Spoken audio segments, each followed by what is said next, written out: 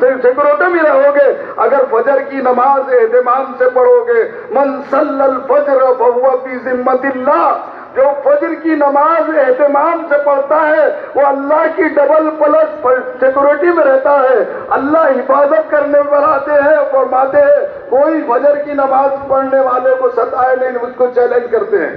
اللہ کے ہاتھ میں ہے ہماری جان و مال کی حفاظت. اللہ حفاظت کرنے پر آئے تو فرعون کے گھر میں، دشمن کے گھر میں موسیٰ علیہ السلام کی پرورش کر کے بتاتے ہیں، اور اگر حفاظت کو اٹھا دیتے ہیں تو پھر باڈی گارڈ بھی وزیر کو اڑا دیتے ہیں. یہ اللہ کا نظام ہے کہ حفاظت ان کے ہاتھ میں ہے. جو خود غیر محفوظ ہے ہم ان سے کیا حفاظت کی بھیک مانگ رہے ہیں. ہم حفاظت ہم خود اپنی کریں اور فجر کی نماز کا اہتمام کریں. باتیں بڑی بڑی کریں گے ہم اور فجر میں غائب رہیں گے تو اس سے تمہارا مسئلہ حل ہونے والا نہیں ہے. حالات بد سے بدتر ہوتے چلے جا رہے ہیں. جب تک ہماری صبح مسلمان کی صبح نہیں ہوگی، جب تک ہم نماز سے نہیں شروع کریں گے ہماری زندگی کو، صبح قرآن کریم میں تلاوت نہیں کریں گے اور پھر اپنے کاموں میں نہیں لگیں گے تو برکتیں نہیں آئیں گی، نحوستیں رہیں گی. یہ اللہ کے رسول کا فرمان ہے.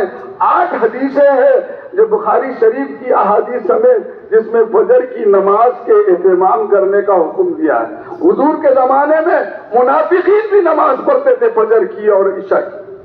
یہاں پکے مسلمان سو رہے ہیں اور 10 بجے اٹھ کر پوچھ رہے ہیں مولانا کیسے حالات خراب ہو رہے ہیں غزہ کے اندر، فلسطین کے اندر، ہمارے ملک کے دیش کے اندر. یہ میرے اور تمہارے اعمال کی نحوست ہے بھیا. قرآن نے صاف کہا ما اصابکم من مصیبت فبما کسبت ایدیکم ویعفو عن کثیر.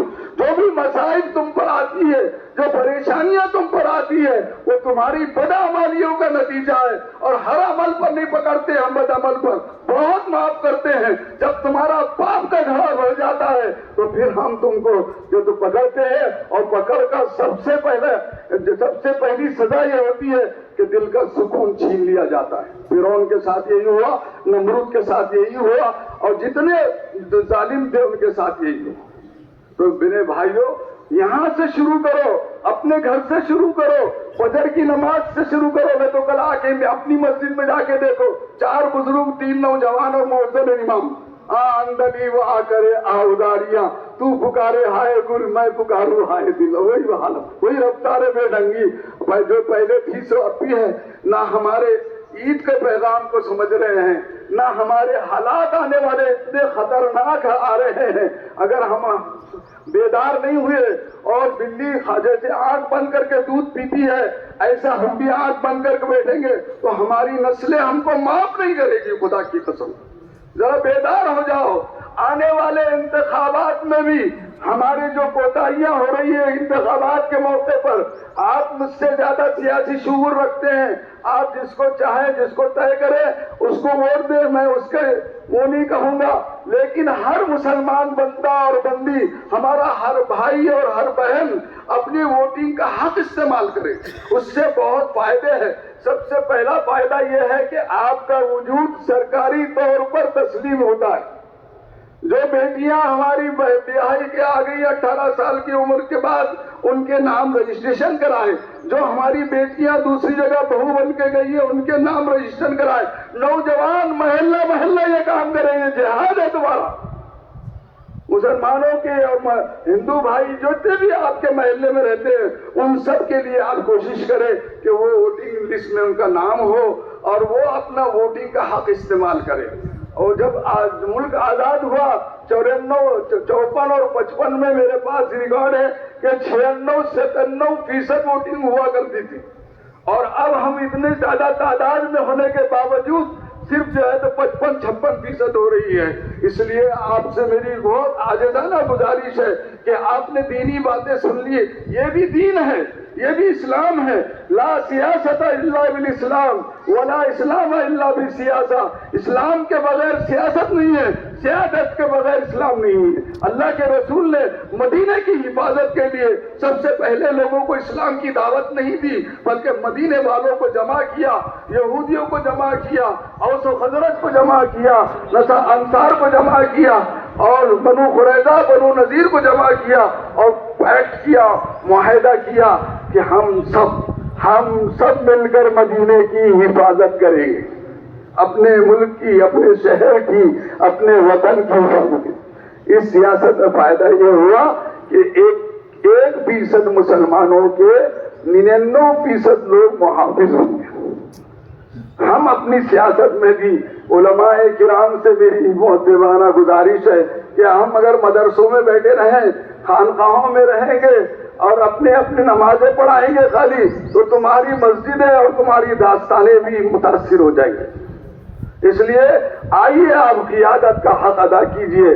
آزادی کے وقت بھی ہمارے علماء کرام نے اس ملک کی آزادی کے لیے 51,000 علماء پھانسی کے پھندے پر چڑھ گئے۔ آج علماء کو بھی قربانی دینا ہوگی۔ ہماری قائدین میں بھی درخواست ہے کہ وہ علماء کو استعمال نہ کرے بلکہ علماء کی بات کرے، ورنہ جو کھڑے ہوتا ہے وہ ایک عالم کو اپنے قریب کر لیتا ہے اور کہتے ہیں مولانا ہمارے ساتھ۔